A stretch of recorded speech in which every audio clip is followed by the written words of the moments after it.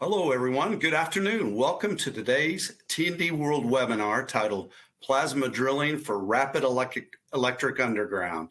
It is sponsored by Power Delivery Intelligence Initiative.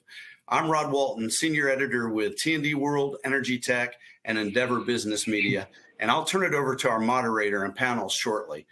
Before we begin, though, let me explain to you how you can participate in today's presentation.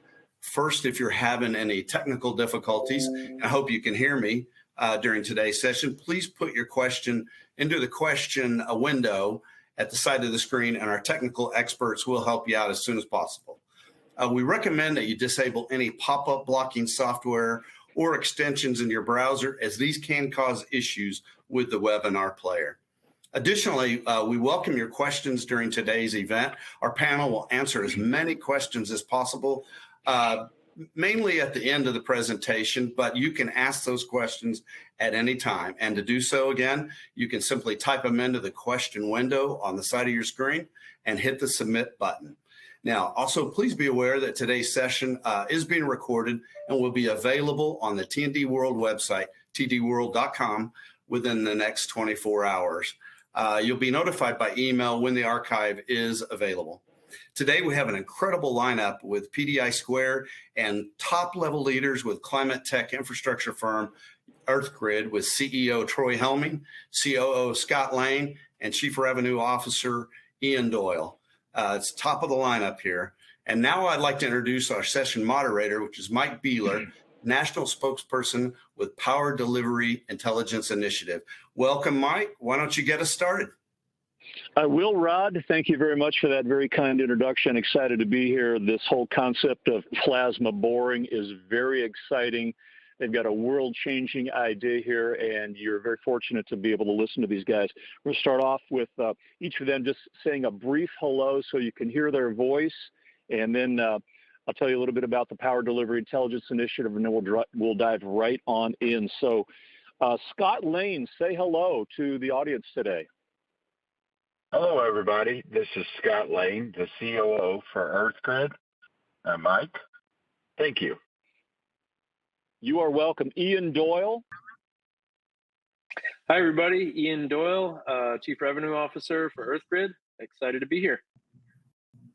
Thanks, Ian. Troy Helming. Hey, everyone. Troy Helming, founder and CEO of EarthGrid, and I've been in infrastructure since 1990 and super excited about sharing this technology with all of you. Well, Troy, it is a very exciting technology. So the Power Delivery Intelligence Initiative, we go by PDI Squared, is a group of contractors and consultants and manufacturers and vendors.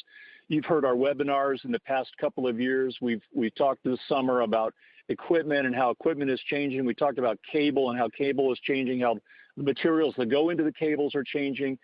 And we basically advocate for an evaluation of overhead versus underground. We want utilities and owners to look at the total cost of ownership of an overhead versus an underground asset over the life of the asset. And so we look at various emerging technologies. We see these technologies are driving down the cost, the capital cost, certainly, of underground facilities. And one of those technologies is what EarthGrid is going to talk about today, and it's this plasma boring concept. So, gentlemen, very excited to hear what you have to say today. Audience, be sure to send your questions in. We'll get to as many questions as possible. But for about the next half an hour, Troy and Scott and Ian are going to tell you about plasma boring. And I may interject a question here or there from the audience as it comes in, but we'll certainly try to get to all of them by the end. So on behalf of the Power Delivery Intelligence Initiative, gentlemen, welcome, and take it away.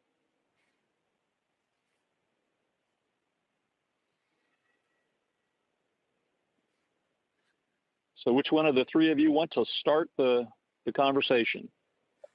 I see Troy's lips moving. I'm not sure the sound is connected. Something might have happened when we switched over to slide mode. Can you hear me? Okay, well, now can you hear me? There we go. Yes. There we go. Okay, sorry about that. Not sure what happened there. All right, so happy Wednesday, everybody. We're going to go through some slides. There'll be some videos in here. and we'll have plenty of time for questions, and feel free to use the chat function for your questions as well. Let me start, though, by kind of telling you how this idea came up. As I mentioned earlier, I've been in infrastructure since 1990, started in telecommunications, and then moved to power in the 1990s. I was the original founder of Trade Wind Energy, which became the largest wind developer in the United States by 2017, and I think number 2 in 2018. But I switched to solar after wind. Anyway, but the idea came to me in 2016. We had, in my next company, Pristine Sun, we had a solar farm where we had to downsize the project by 75% because the grid couldn't handle it. Too much congestion on the grid, and that happens all the time. And so we were at a happy hour, drowning our tears over beers. And one of my solar engineers, Dominic, was bragging to his girlfriend. He's a former Navy SEAL, and he was bragging to his girlfriend about how his SEAL team used to practice entering enemy ships underwater by cutting through the side of the ship. And, and the plate would fall in, water would rush in, they would go in, pow, pow, pow, take out all the, practice taking out the ship, leadership or whatever. So it was a great story. We were all like, oh, dude, you're a badass. He was like, yeah, that thing could take your arm off 20,000 degrees. Anyway, middle of the night that night, I wake up and I'm thinking to myself, 20,000 degrees. I wonder if that's hot enough to melt rock. I'm researching it, and turns out it's hot enough to vaporize rock. And it's like an idea I just could not stop thinking about. So eventually I hired a big engineering firm, did a feasibility study, and they came back and said, yes, this will work. 2, nobody is doing this. And 3, you can bore at speeds of up to 1 kilometer per day. And number 4, here's your OpEx. I won't spoil the punchline, and I'll tell you about OpEx later, but that's where the idea started. And here we are 7 years later, and we're kind of coming out of stealth mode. Let me show this quick video right here.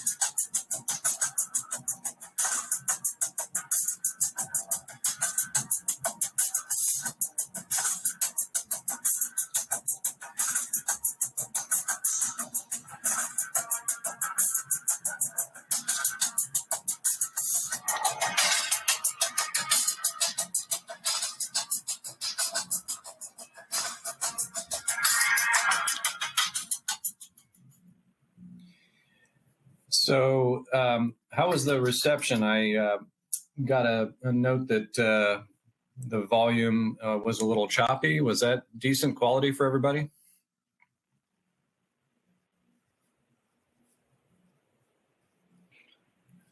Not hearing anything. Yeah, this is Mike. It sounded good to me. Okay. All right. Sounds great. All right. So I'll keep going here. So the problems we're trying to solve, overhead power lines, of course, they're ubiquitous, but in weather events and with increased intensity of storms, they're unreliable. They're causing most of the fires in the West, Colorado, California, Oregon. The American Society of Civil Engineers gave us an infrastructure grade recently of a C-. And frankly, we were kind of lucky to get that. Often it's a D-. And then close to my heart, a lot of folks don't realize how bad it is, but over 80%, and by the way, this comes from a recent study put out by the U.S. Department of Energy, over 80% of all proposed solar and wind projects are actually abandoned. They're just canceled after an average of about 3.5 years and $500,000 each. So why are developers walking away from these projects? Well, it's because it takes about 2 or 3 years for these grid studies to be completed. And when it comes back, the network upgrade costs are too high, so it kills the economics of the project. So they either have to abandon it completely or downsize it, like the story I shared earlier. Or secondly, there's just not enough capacity on the lines because congestion is just too high. So it's a huge problem, and our weak grid in this country is the biggest impediment to the proliferation of wind and solar, other forms of energy, as well as new data and load centers like data centers and so forth. Underground lines have been proven by numerous studies from utilities all over the country, Wisconsin, and a bunch of other places. They're 9 times more reliable than overhead, but they're typically 7 to 20 times more expensive to put these power lines and other infrastructure underground. We all know this, right? Those of us who've been in the power business for decades. But what's important to note is Europe, many of the countries in Europe are 80% undergrounded, and here in the US, we're only 8%. So clearly there's a lot of work for us to do. I'm going to show another video here, so hopefully the quality is good. This will give you a little more background. In our country, the American Society of Civil Engineers has rated our infrastructure as usually a D, D+, D-, C-. Sometimes we're lucky and we get a C. We're not investing enough in infrastructure in this country. Undergrounding infrastructure has always been way too expensive. Power lines, as an example, 7 to 20 times more expensive to put them underground as opposed to overhead. With most of your storms we're getting, tornadoes, hurricanes, power line overpricing. And in the West, Oregon, California, and other states, power lines are literally killing people. So we've got to do something about this.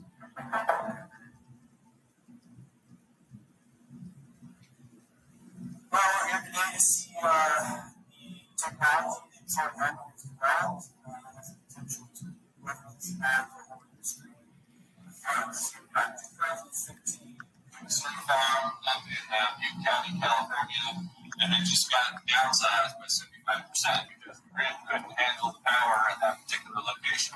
Had we been able to get to a different feeder line on the grid, it had capacity, we could have built the whole project. But unfortunately, to get to it, we had to go over or under wetlands and 3 creeks. And so we're like, all right, let's get about that. And going underground was just exorbitant, killed that idea. Right? Overhead, it would take a 1.5 to 2 years to get a permit to go over wetlands. That was a risky proposition. So we got fine, we'll just downsize it to 25% of what we built. Well, anyway, we were commiserating at a happy hour in downtown San Francisco. One of our solar engineers, Dominic, was bragging to his girlfriend at the time about how he was a Navy SEAL. His SEAL team used to enter enemy ships underwater by cutting through the side of the ship. No, that's not that what we got. No, that's about 20,000 degrees. I don't know if that's hot enough to burn around. And so I was researching it. Turns out, yeah, it's actually hot enough to vaporize it. And I was trying to figure out if anybody else doing this. I just could not stop thinking about the idea. Hired an engineering firm, plasma engineering firm. They did a feasibility study. A few months later, came back and said, yes, this will work. Number 2, nobody else is doing this. Number 3, you can grow at speeds of 1 kilometer per day. And number 4, here's what your operating costs are. Cost of electricity. And the consumption of electricity as well as replacing the electrodes. We're not going to put the math on that. Wow, this is like 98% less expensive. We got a business here. Started testing after our first prototype in 2017. About a year later, tested multiple types of ground, granite, limestone, sandstone, salt. And basically what we've come up with is a robot. So imagine a robot with 10 lightsabers on the front. It's kind of vaporizing through all the way on the side. And a manual jetpack on the back, rolling out all the little bits of rock, like cornflake-sized bits of rock. And it can go so fast and so much cheaper than anything else out there. It's the power grid, transmission lines, it's our water pipelines. There's so many communities that don't have access to high-speed internet. And with working from home, with COVID, how it's changed the world, it's critical. So it's going to be really environmental demand. It's going to be heavily impacting all of the environment. There's no chemicals at all. Our process has just 2 inputs, electricity and air. That's it. There's no combustion, no burning of any fossil fuels. And our process is 100% electric, and of course, we're going to be using all renewable energy to power. But obviously, people involved are experts in the field, and so that convinced me somehow we need to take a vote. I was fascinated to see how well it worked, considering that it was able just to roll the material. That was fascinating to me to see that material is dissipating. We found out that it's legit. Our patents went live. They were published in October of last year, and so we've got some of the designs in here. It's public now, so we've kind of unstuck a little bit and take a go.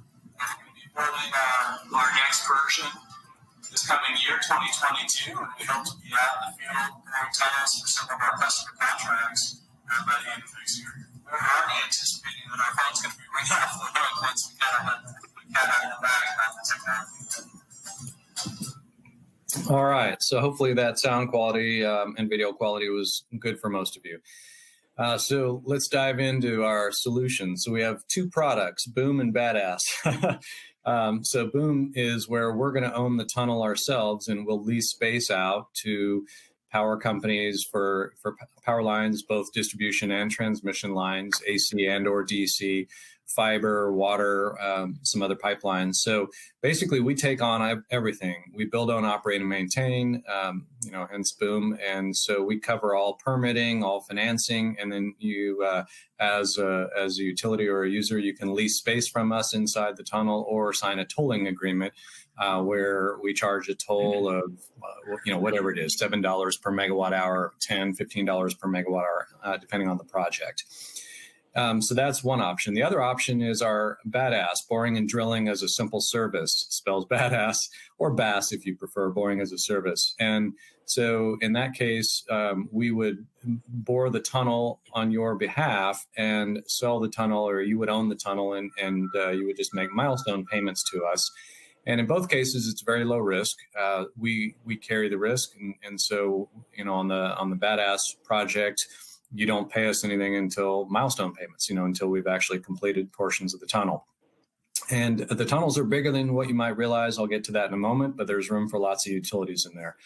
The market's huge. I think everyone on this call already recognizes that. I'll just highlight here the proliferation of 5G, data centers, crypto mining, EVs. Our transportation fleet is rapidly converting to electric. In fact, Bloomberg recently published an article that said we hit 5% of new car sales in the United States are now electric. They're now plug-in. That's an inflection point. So from here on out, it's not just early adopters. It's going to the mass market. Same with heating. In our house, we ripped out our natural gas furnace, replaced it with a heat pump. So our heat pump now does three things. It heats our home, it cools our home, and it heats our water. So all three things with one appliance. We also took out our natural gas cooktop, our stove, and replaced it with a really fast electric induction. So that kind of thing's happening all over homes and buildings, and that's going to put a 3x increase on our grid.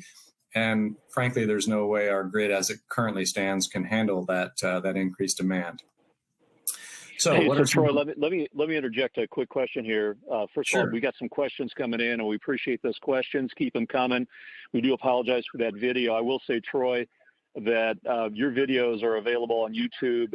They'll be available on the archive. So if anybody had a hard time hearing that, hopefully you got to enjoy the pictures and actually see how that plasma boring works. But if you didn't get great audio, you can pick up that later. I'm gonna throw in one question here real quick, just to kind of interject here, because this is kind of a cool question.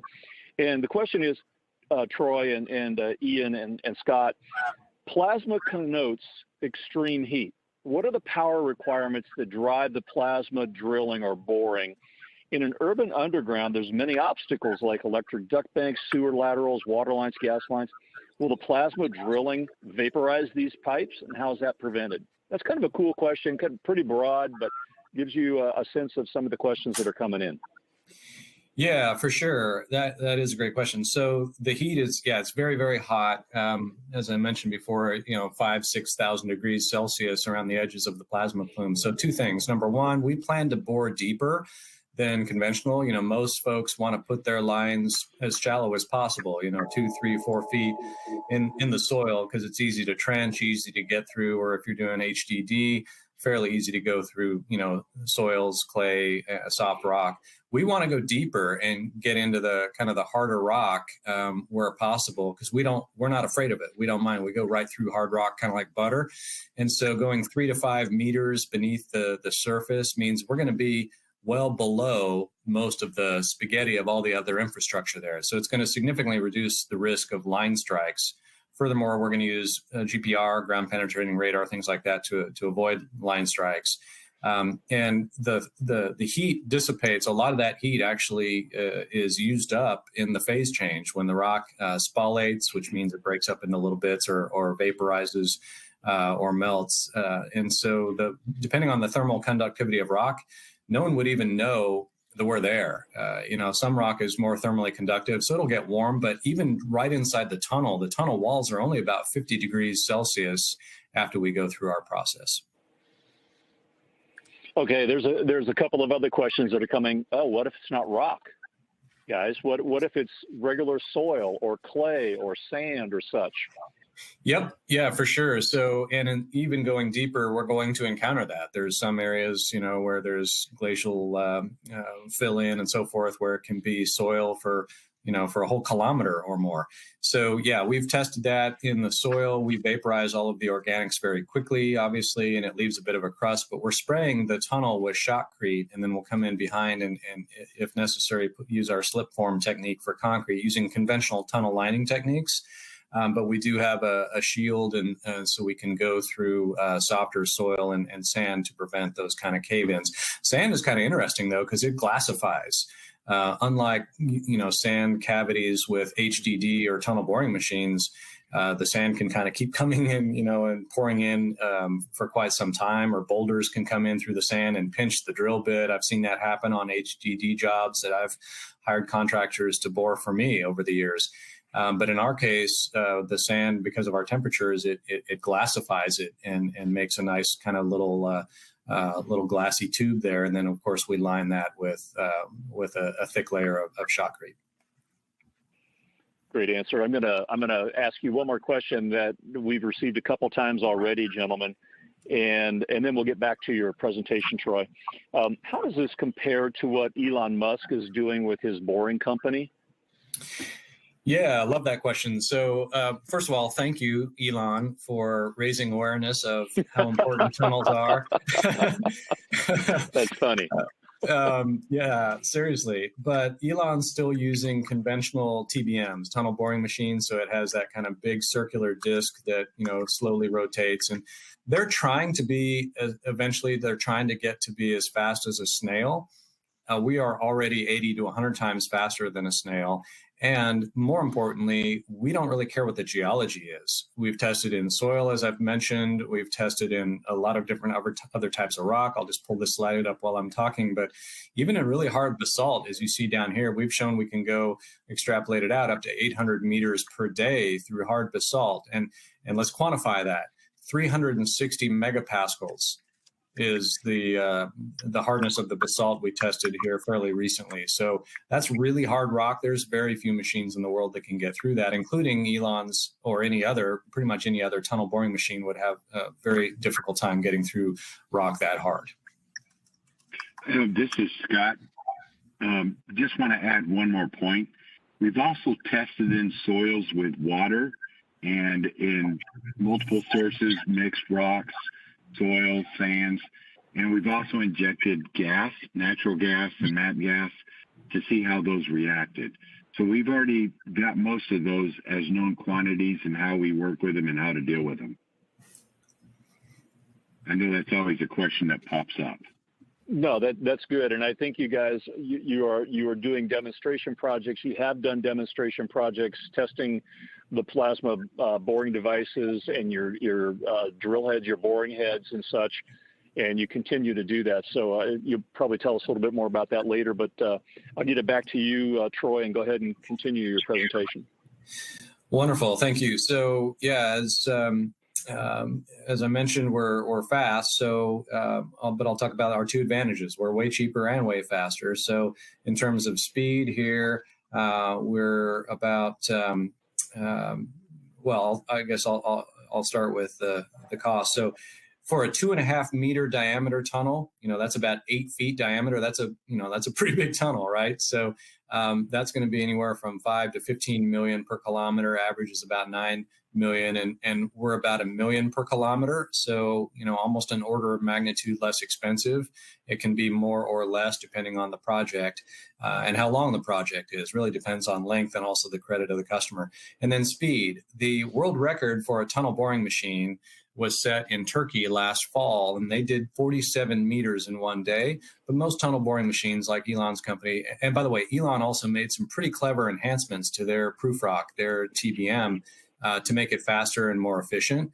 So they're certainly improving that technology, but those, I think we kind of view those as incremental improvements, still 20, 30 meters a day, whereas we're able to bore on average 1,000 meters per day. So much faster. And of course, time is money.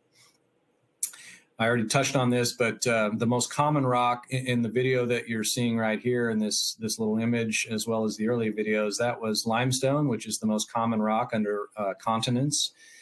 Basalt is the most common rock under most oceans and really big lakes, but we've tested in a lot of different types: granite, sandstone, shale. We're actually slowest in sandstone because it creates a lot of lava, and it took us a few years to figure out how to remove the lava effectively and to optimize the rate of penetration. And then, through the mixed soil, that was your question earlier, Mike, 4,000 meters per day through mixed soil, and pretty fast through granite as well. All right. Great. So the questions coming in right now, I'll just tell you, in general, the questions are coming in about maximum boring size. Does the tunnel have to be reinforced? Can I drill around bends and such? And what are the power requirements? I'm sure you're going to get to that. I am. In fact, my next slide. So let me just touch on cost here real quick. So we did some, in a table here, some comparisons, compare it to trenching. And by the way, the video that hopefully you saw and heard earlier, we talked about that we hope to be ready by the end of this year, and we are on target. We will expect to have our plasma trenching system for hard rock trenching, which is very important in areas where rock is close to the surface, in mountainous areas and so forth. That'll be ready hopefully by November, and we'll be out boring or trenching and hard rock trenching for customers. It'll be about 1 meter deep and about 0.5 meter wide, we need about 2.4 megawatts of power for that. A 1 meter tunnel, we can go up to 1 kilometer in distance. That's actually the maximum for a 1 meter, but there is really no maximum if it's bigger, 2.5 meters, because that allows us to bring our power supply and other infrastructure in the tunnel with us. So we can go longer than that 1 kilometer. And power supply is here in this column, 3 to 6 megawatts. So the plan is to just get a mobile substation and hook up to the grid to power our machine, just like tunnel boring machines do that. Typical tunnel boring machine requires 20 megawatts, and we need anywhere from 3 or 4 for the smaller tunnel and 9 to 12 for the 2.5 meter tunnel. We can go bigger. We can do 8 to 10 meter diameters as well. And the cost here, so $200 per linear meter compared to $1,200 to $10,000 in hard rock trenching, and the small tunnel, 300 meters or $300 per meter versus 9,000 on average, and that's from data we've gotten from some very well-known engineering firms that are in tunneling. And then sizes, the other question here. So one of our many patents is we're not a circle. We have a horseshoe shape, as you can see here. So that square bottom with an arch on the top, kind of like a Roman arch shape, gives us more useful space in the bottom to build racks on one or both sides of the utility tunnel. And a transportation tunnel, of course, would have room for utility racks and either a 2-lane highway or a rail line or whatever.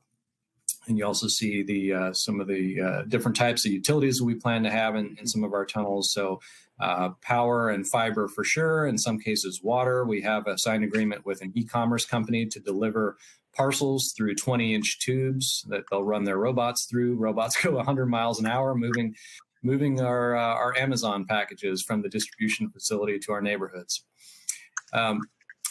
One of the areas of traction over the last 7 years that we've gotten, actually the last 3 years, is that we have been approved as a utility in 15 states. We've applied in over 40 states, should have 20 or 30 states approved by the end of the year. But what this means is we have a CPCN, a Certificate of Public Convenience and Necessity, that's been awarded. It's up to 15 now. And so all the states in dark green, so all of the western states, and we've got a swath here through the Midwest, New York, Florida. So what it means is that no one can say no. We're basically borrowing a page out of the playbook of cable and fiber companies that have been doing this for 2-3 decades. We can now put our tunnels under any public road in any of the states where we have this utility approval, which, as I said, we already have. On the right here, you see our audacious plan to build an underground supergrid across North America. It also has in the kind of purple or pink is our phase 3. We plan to put underneath the basalt on the Pacific and the Atlantic coasts to serve offshore wind and offshore solar and improve the grid. We plan to be able to move 2,000 megawatts of power from the west to the eastern interconnect and also into and out of ERCOT. And for the first time in our nation's history, be able to move large quantities of energy back and forth between the three grids, east, west, and ERCOT. It's crazy, it's audacious, but with our technology, we can do it. And as I said, we've already got the utility filings to put most of that together. So we're looking for folks who want to plug into our network, either generators that want to move power into our network, or utilities that want to connect to our network to add some additional resiliency and reliability. And then, why stop in North America? We could go up through northern Canada and go underneath these short hops from northern Canada through Greenland, Iceland, and the Faroe Islands. And it's actually within the realm of possibility, not today, but within a year or two, we'll have enough machines built that we could actually start on a project like this to connect North America to Europe with a high voltage DC power line. So again, crazy, audacious, but it's going to happen. Why not us? Well, absolutely. That is a huge vision, Troy and Ian and Scott, and you guys are to be congratulated for it. And my personal opinion is if I'm a civil engineer or an engineer or a planner at an electric utility company, or, oh, by the way, water company, wastewater, telecom, any utility, or even if I'm a transportation engineer, I need to be thinking about this. If I'm a 25 to 35-year-old engineer and I'm looking at this technology, I said, this is a game-changing technology. You guys have the potential to be a huge company doing big, like you said, audacious, bold, visionary plans. And if I'm a young engineer, I need to know about this and really exciting stuff. There's a question that came in here again about the size of the tunnels to be bored, large enough for cars and rail cars, and you've essentially answered that. I mean, you talk about a 10-meter diameter tunnel, maybe 50 or 100 feet deep in the ground, and all the different utilities and transportation opportunities. So, very exciting stuff. Indeed, yeah. 10 meters is roughly 33, 35 feet, so that'd be room for a 3-lane highway with a breakdown lane. So. All right, a lot of traction. I think you can see this here. Oops, sorry about that. So I'll skip through this in the interest of time. I know there's going to be a lot of questions, but we have 3 patents, 62 claims, signed contracts already, working with Black & Veatch, several other engineering firms, on some of our tunneling projects, signed MOU on the Sioux Green project to move wind power to Chicago from the Dakotas. A lot of exciting things happening. Got a great board and advisors. I'll just highlight Dr. Kamen. He's a Nobel Prize winner, works with the U.S. Department of Energy and runs the rail and switch labs at Cal Berkeley, works with all of the RTOs and ISOs around the nation, as well as in Europe. Rochelle Chong is a former California Public Utility Commissioner and a former federal regulator at the FCC. Kurt Hebert, also a former Louisiana Public Utility Commissioner, a former congressman, and the former chairman of FERC, the Federal Energy Regulatory Commission. So a great team, and again, big goals. We're starting with obviously smaller tunnel projects for IPPs, solar farms, wind farms, utility lines, water, power, and fiber. But in between those projects, we're going to be boring our own boom projects that we own to do the big supergrid. We expect to IPO in 2026 based on having about 500 kilometers of tunnels that we have bored and that we own and operate. That'll justify a multi-billion-dollar IPO. So that's exciting for our investors. By the way, we significantly oversubscribed our first investment round. We just closed that last week, oversubscribed by 45. It was 45. Now it's up over 50%. So that's it. We have a few slides in the appendix to help with some questions. So, Mike, I'll turn it over to you, and maybe you can kind of moderate some more of the questions that are coming in. Okay, Troy, thanks a lot. And we've got some questions that are coming in, and go ahead and send some more. But I think I'll start with, we have some very specific questions, but let me start with something general. Can we come and see a demonstration of this? I mean, are you demonstrating this so that if I'm an engineer working at a utility, I can come and watch this plasma boring process? Absolutely. Every Friday in Richmond, California, which is in the San Francisco Bay Area, just north of Berkeley. So we're doing public demonstrations for potential customers and partners every Friday morning at 9 o'clock and 11 o'clock. So yeah, just shoot us, an email.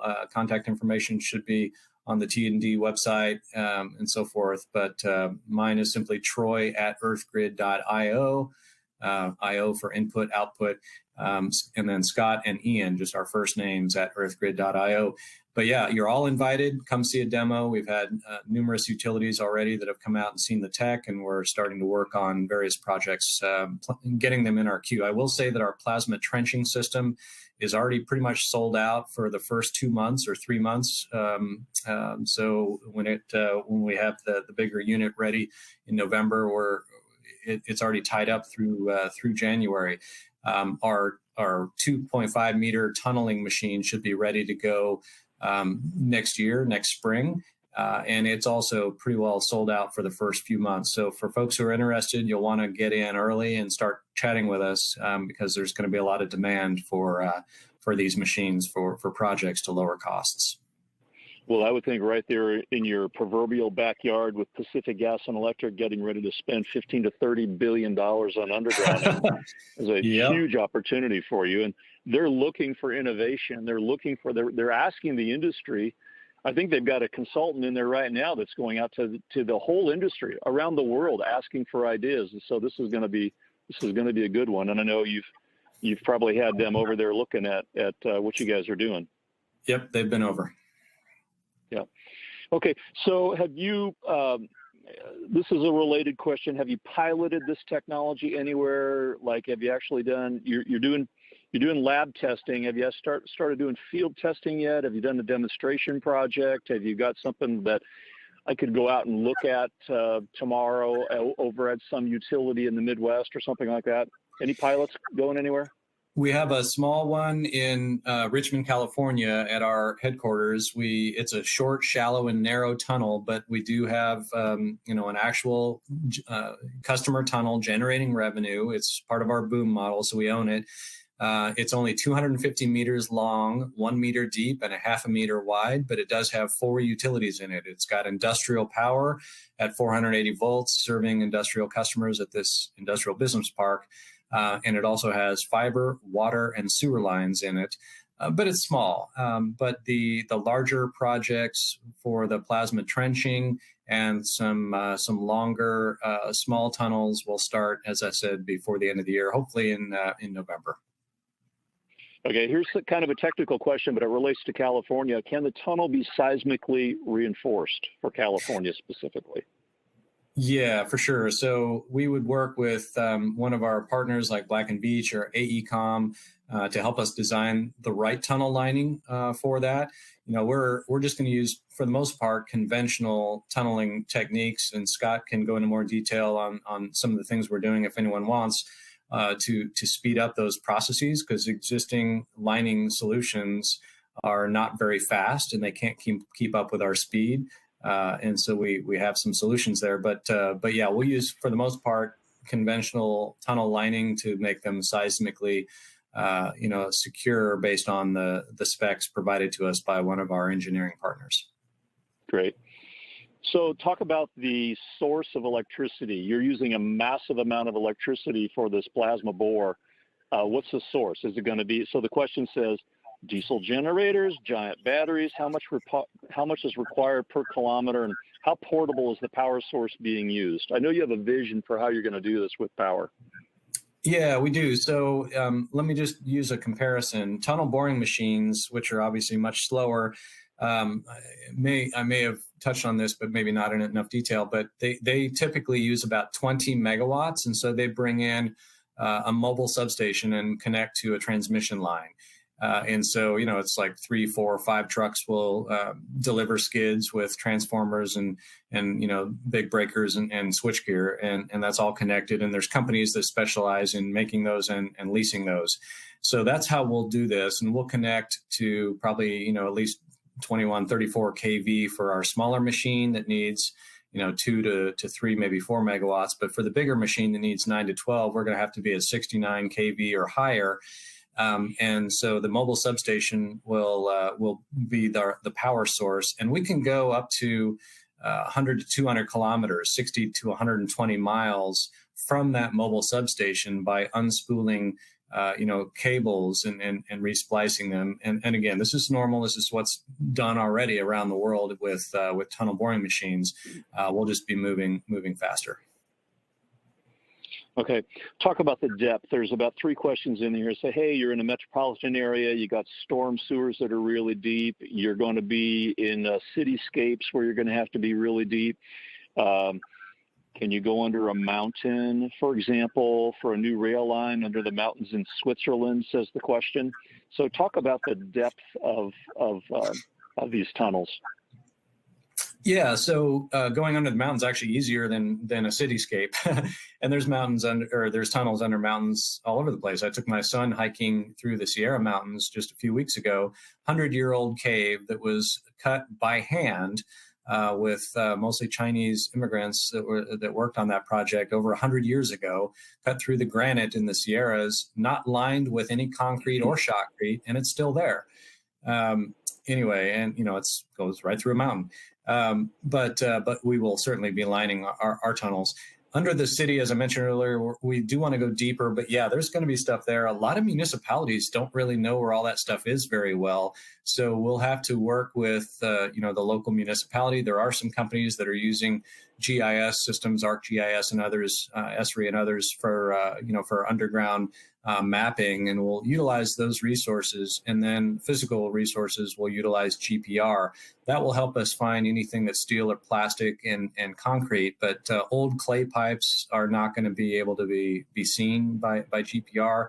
And again, we'll be working with our Black & Veatch, AECOM, other engineering firms that we're partnered with on those cityscape projects to try to avoid any of those issues. You did ask earlier, and I forgot to answer. We're very nimble, meaning our turning radius. A tunnel boring machine is typically 200 meters long. That's 2 football fields long. They're massive. They don't turn very easily. HDD can turn, but it's also a fairly long turning radius. Think of our machine just like a skid steer, meaning a little tractor with these lightsabers on the front. We can turn pretty tightly, like 6 to 8 meter, 20, 30 feet turning radius.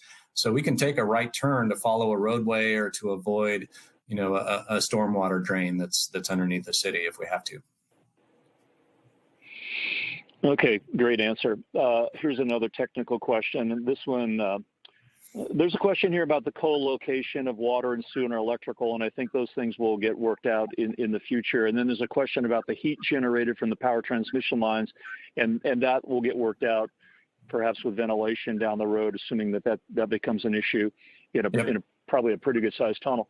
But let's talk about the heat generated in the construction process with this plasma boring. You're going to have a tremendous amount of heat as you spallate this solid rock and you go through it, and you're going to have little flakes of rock come off, but you're going to have a massive amount of heat. What happens if you hit a natural gas pocket, or what happens if you hit oil, or what happens if what do you do with all that heat? You're 5 miles, 100 feet underground, you're 5 miles down a tunnel, and the heat impacts your robot. What happens? Yeah, excellent question. And by the way, Scott or Ian, feel free to jump in if you want to help on any of these answers. But the heat is not as bad as you might think. So in the video, I know some of you may not have been able to see it as well, but in there, immediately after boring through that big boulder of limestone, I went down and picked up some of the little flakes of rock that were on the ground with my bare hand, picked them up, and they were hot. I'm kind of juggling them a little bit, but we measured the temperature of the inside of the walls as we're going through. And we've gone go through 20 feet, about 6 meters, and you measure the walls, and it's only about 50 to 70 degrees Celsius. That's not hot enough to melt any pipes, any plastic pipes or anything that might be nearby. And that the thermal conductivity of rock is not great. So that heat is fairly contained, depending on the rock. It doesn't spread that much to, up or laterally. And the majority of the energy or majority of the heat is actually used up in the process of spallation. And that's why those temperatures are kind of manageable. And then we're also removing a lot of the heat with our vacuum removal and Venturi tube air jet that removes all of the spoils, blows it all out the back, and a lot of that hot air goes with it. So I don't know if that answers the question. I might jump in real quick, just some rough numbers. 35% of the energy that's converted into heat gets chilled right in the water from the torch body. And then there's a percentage that goes into the work of the spallation. Then there's a percentage that radiates into the rock. And then there's another percentage of close to about 30% that is cooled with the shield we have at the front that's also water jacketed and water cooled.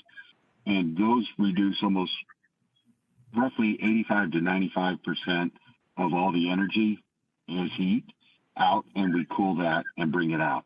And that leaves just a little bit left in the tunnel.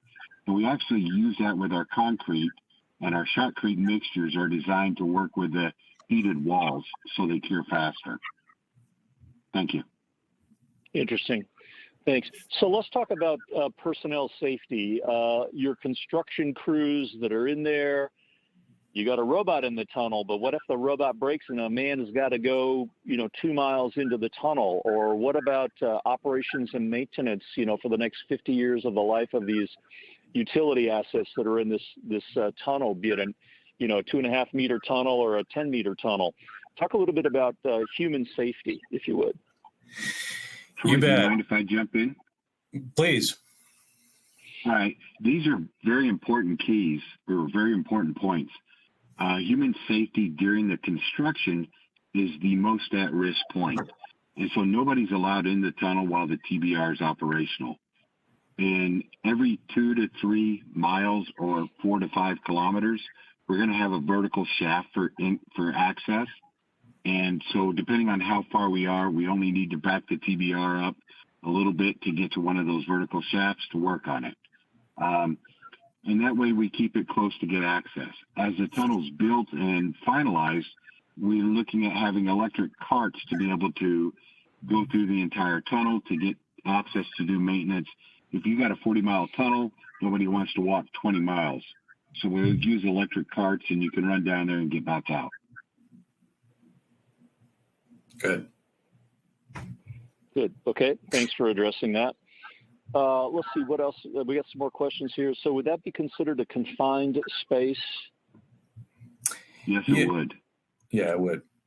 And we'll also have sensors in there that are sensing, during the TBR, the tunnel boring robot, during the construction process, the sensors are measuring all kinds of things, including the gases that are coming off of it. And it's mostly NOx, nitrogen oxides.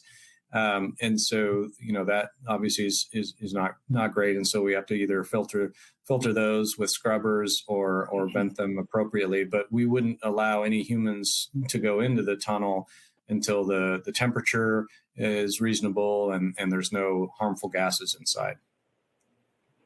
Okay. I'll just say thanks to the audience. You're sending in some great questions here. Here's a question from a utility. It says, would this be handled like a conduit manhole system? So there's essentially, Scott, I think you just said there is no manhole. You're going to have shafts every 4 or 5 miles. But so how do the crews get down into the tunnels to troubleshoot, and any concerns with grounding capabilities? So every couple of miles, we'll have that access vertical shaft that goes straight down to the tunnel. There'll be a climbing ladder with a safety harness, climb safety harness to go down, get up and out. There'll be ventilation in each of those grounding, we're in the ground. And so as we need grounding sources, we can insert grounding sources all the way throughout the tunnel. And I'll also add that from time to time, we'll have larger access shafts, especially on a long tunnel with an elevator or beefier access. And there will be some slanted, of course, at the entrance and the exit, those are basically ramps that these fast electric carts that can go, 25 to 40 miles per hour will be in there. And in some of our tunnels, customers are saying, hey, let's put tracks in, for a little rail system. So you have your kind of a little mini train in there with supply carts behind to bring conduit, rolls of conductors, whatever is necessary. Yeah, and I think maybe, I don't know, Scott, if it was you or Ian who was telling me one time about your vision when you build this across the entire country or maybe the world, and you have these vertical shafts every so often. What a great place to bring up your fiber so that you can take a fiber to rural America, which is one of the big initiatives going on in the country right now. Absolutely. Okay. Here's another utility question. Did somebody want to comment? Oh, I was just going to jump in and mention that, tunneling as a practice is, all over the planet and has been in operation for over 100 years. And tunneling projects are some of the largest projects in the world, right? Like the biggest mega projects in Europe or, wherever are tunneling, and they're incredibly complex, and we don't miss that, right? We've found partnerships with Black & Veatch and AECOM and folks from Quanta, other groups around the country to make sure that when the particular project that goes from point A to point B and needs specifications, we will be addressing those variabilities, right? Is it going to be this small shaft or a big wide shaft? Will it be this diameter or that diameter? We're introducing a technology to a platform, a whole suite of technologies that are tried and true, with engineering and capabilities that are tried and true. And every single one of those tunnels that are going around the world right now have all these crazy variabilities. And so we're going to be tackling those in the same way the other tunneling companies do. We just have an incredible advantage in terms of the speed and efficiency of one component. But all of the other components are going to be just as robust and following the same protocols. And we've got partners with decades and decades of experience doing that. So there's a lot of the questions that are coming out that are like about tunneling in general. And those are fantastic questions. So, yeah, and I got a couple more technical questions. Short answers. Yeah, I would say we just should acknowledge that the plasma boring, the technology of plasma boring, is not necessarily new. It's probably several decades old. It's been around, right. And so you're not using something that's brand new.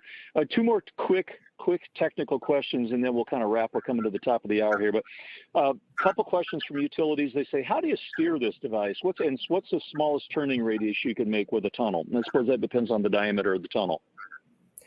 I'll handle steering and I'll handle navigation. Scott, you can handle the steering. The navigation, we have two different partners, so it's a very accurate gyroscope for the X and Y axis, left and right. For up and down, it's basically a water level device, so it's accurate within millimeters over a kilometer of distance. And then our current turning radius is within a 30-meter easement. So an existing road, we can come up to a 90-degree turn and make that 90-degree turn and stay within the easement. Great. That's a great example. I appreciate that, Scott. Okay, one more technical question, and then we'll go ahead and start to wrap this up. And I hate to go back to the technical so much because you got such a great vision, but This question is what do you do with the spallation, the rocks and soil cuttings that come off the drilling system? Likewise, what do you do with this volume of water that's coming out? So let's say you hit the water table and you're down there and you've got all this drilling, you've got all this water. What do you do with the water and the rock? And two questions along those lines. So let's just clarify that. All right, I'll start, and then Scott, feel free to add in. So for the process, the spoils, I want to point out that we don't have to use lubricants or bentonite, drilling mud, or any of the other chemicals that are often utilized in HDD. And I'll give you an example. There's a big utility in Northern California that is doing a bunch of HDD work, and they had, as all projects, they had to dispose of the wastewater. The closest water treatment plant is 4 hours away. So they're paying truckers 8 hours round trip, 24/7, millions and millions of gallons of wastewater that they have to dispose of. We don't have any of that because we don't need lubricants. We're non-contact. So our spoils it's just rock. It's silt and sand, a lot of it, and then little gravelly bits of rock. And so we'll use screens and kind of filter it out. And then we're going to be reusing a large portion of the fine stuff, the sandy kind of stuff in our shotcrete and or concrete mixture for the tunnel lining. So we'll just, sort it and put it right back into the tunnel with the mixture. So that's pretty handy. And then the rest of it, we have a customer that is interested in buying the gravelly bits for road base from us. So we're turning our spoils into a revenue stream rather than an expense. Scott, you want to take the other part? Sure. The water, so we don't actually use water in making our tunnel, so we don't have any of that to pull out. There are places where we may hit a aquifer of some sort that we've miscalculated our depth and somehow we get a high water table. We'll have to pump that out just like in a traditional tunnel. And those will be managed if we know we're going through an area. We'll have to include in our vacuum system the ability to pull the water out as well. And until our shotcrete gets passed, in which that should be closed up. Oh, yeah, great point. I was just going to add, that the water encroachment, as well as the earlier question about methane or oil or whatever, all of that stuff, we've tested in all of it. And water vaporizes and the steam will shoot off in unpredictable ways. Same with methane. And so it'll create little bulges in the tunnel. But at these temperatures, it just basically vaporizes, and water will slow us down in most geologies. It actually speeds us up a little bit in limestone because of the chemistry. But the encroachment of those fluids or gases is really only at the cutting face, because we're lining the tunnel walls and ceiling and floor with shotcrete as we go.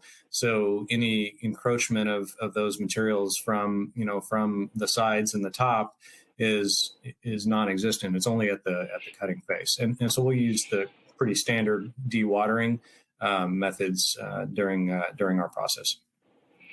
Well, Ian, Scott, and Troy, I'll just tell you, we're coming up to the top of the hour here, and you have intrigued this audience. We had well over 60 questions. I think we got to most of them. This last question about licensing for your offshore plans, that's down the road, but that's still exciting. So I'll invite each of you guys to take a few minutes, a few seconds, starting with you, Ian, to say some concluding remarks and a thank you to the audience. Ian, take it away.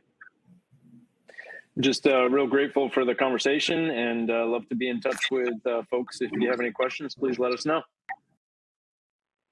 And indeed, some people have said that they are very interested in being involved with you guys and your technology. So, Scott, concluding remarks? I want to absolutely thank everyone for joining us today.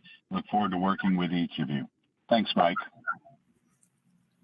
Yep. Okay, Troy Helming, founder of this amazing technology, holder of patents, and building this company. Congratulations, well done. Give us some concluding remarks.